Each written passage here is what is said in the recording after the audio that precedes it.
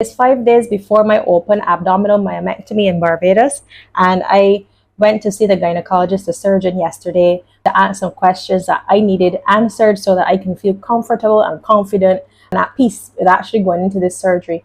For me, it's very important to know what the heck is going to happen and be aware of what I should be expecting and also what is abnormal so that I know if I need to say something. And I've had conversations with other people who said, you know what, I don't need the details. I don't need all of that because that's just going to make me more uneasy. That is just not my position. So I have not yet seen the anesthesiologist. The appointment has been postponed. I'll see that person tomorrow, and then hopefully I'll have some useful information after that.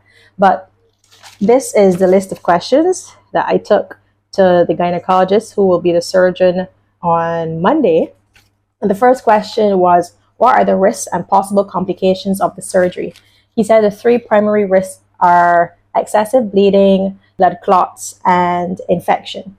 And for the blood clots, typically in the hospital, I will be given special stockings to mitigate the chance of that occurring. But it was also recommended that I walk every single day. If I can walk multiple times a day, that is ideal. Stopping and resting is perfectly normal, but choosing to lie in bed is not a good idea.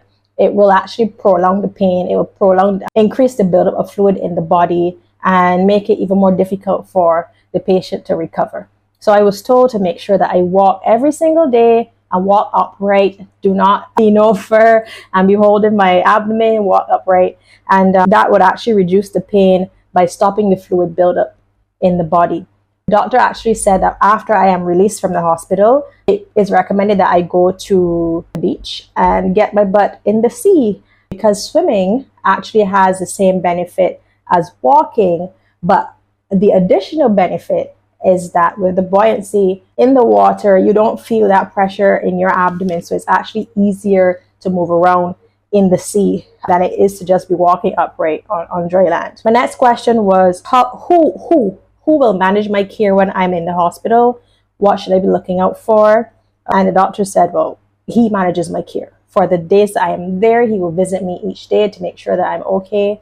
And the reason that I specifically asked that question was that so far, this surgeon is the only person that I know for sure is going to be there. I haven't met the anesthesiologist right now. I could walk on the street, stare him in the face, and not even know this is a guy that'll be working with me during the surgery. So right now, I'm wondering, well, who else am I supposed to expect to be around me, taking any sort of action in my care? And also, like, who do I say something to if something comes up or if I have a concern? But the gynecologist said he's the person completely in charge of my care. He's managing my care, which is good to know, because then I said to him, well, the hospital said that I'll likely spend 3 nights there. They charged me for 3 nights. But you said to me, I'll be in there for only 48 hours. So who determines how long I stay in the hospital? And he said to me, well, the hospital is not the one that's giving you the surgery.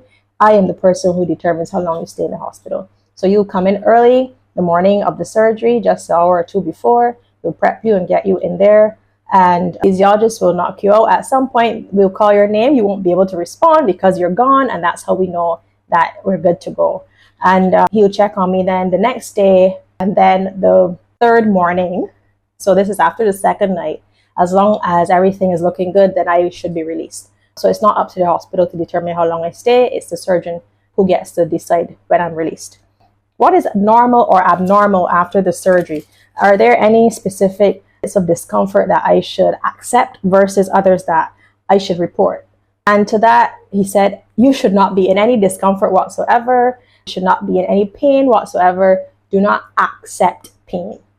Do not think that you are supposed to suffer or experience pain to any degree. If something is not comfortable, make sure that I say something. If I am in pain, make sure that I say something. Don't be trying to thug it out, which I think is often a habit among women, because we program to think that pain is part of our process and experience. But he said, no, anything that doesn't feel right, say something.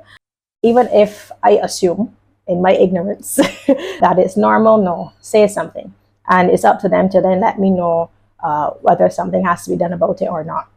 And then I I said to him, will the surgery lessen the severity of my cramp, considering that I have adenomyosis? Now, when I first met the gynecologist, he said to me that if there are deposits of the adenomyosis that are clustered that he can actually remove, he will do that. So in addition to removing the fibroids, so will he remove what he can that's caused by the adenomyosis.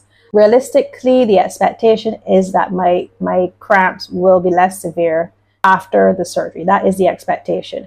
He mentioned that there is medication that helps with managing the symptoms for adenomyosis, but there's no cure for it. So if the day comes that we decide it's a problem, then it's either to thug it out. That's one time you have to thug it out if you choose not to remove the uterus. Otherwise, the solution is the hysterectomy.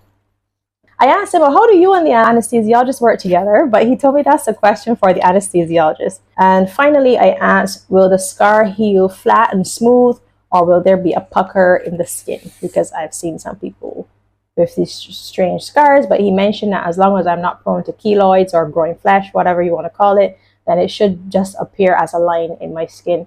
And because it's supposed to be along the hairline, and truly, it's not going to be very perceptible. So fingers and toes crossed for a smooth, clear, near invisible scar.